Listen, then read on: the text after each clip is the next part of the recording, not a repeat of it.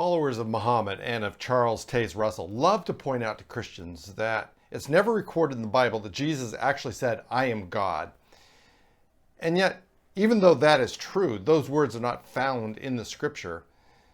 It doesn't mean that he didn't know he was God, nor that the disciples didn't assume or think or believe that he truly was God.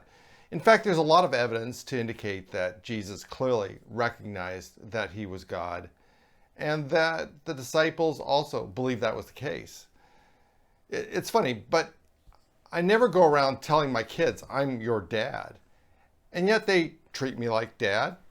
They believe that I am their dad, and they honor me as their dad on Father's Day. And the same is true of being a pastor. I don't stand up in front of the congregation and say, "I'm your pastor." But everybody calls me pastor. They think of me as pastor. They treat me like their pastor. So just because you don't say, "I am your pastor, I am your dad," doesn't mean that it's not true. And the same is the case with Jesus being God. In the third temptation of Jesus, when Satan presented him the kingdoms of the world, brought him up onto a high mountain, and said, "I'll give you all of this if you'll just fall down and worship me."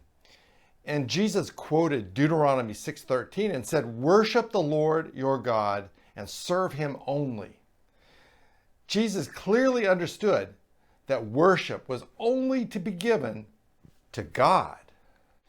In Matthew 14, a storm is described as coming upon the disciples as they were traveling across the Sea of Galilee.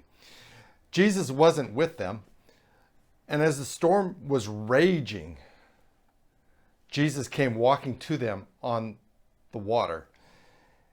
And of course, famously, Peter wanted to go out and walk with him, and he did, and then he lost his faith. He looked at the waves, and Jesus had to pull him up, rescue him out of the water, and then he got into the boat. And as soon as Jesus got into the boat, the storm ended. And then the disciples, they worshiped him. What's interesting about that is not just that the disciples worshiped Jesus, but that he didn't rebuke them. He didn't say, "You're only supposed to worship God." He, in fact, let them worship him because he knew he is God.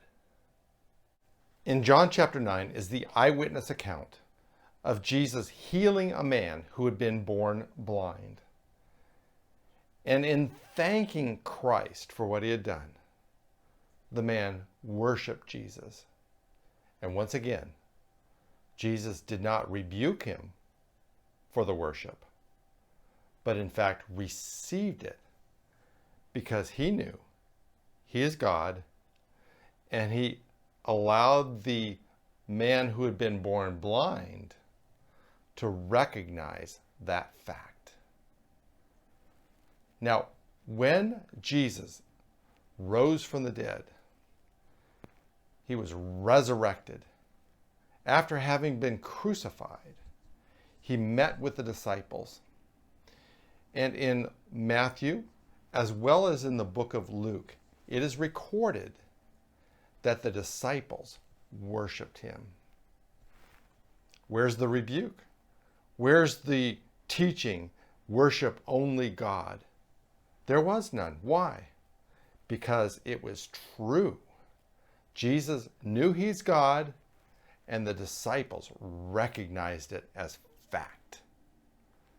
Now, isn't it interesting that when the Magi came to see the baby that they had recognized was going to be the King of the Jews, they brought him gifts, and there was Mary, and there's Joseph, and the Christ child. And how did the Magi respond to coming upon him? The text says that they worshiped him. Mary didn't say, "Oh, don't worship this baby, only worship God."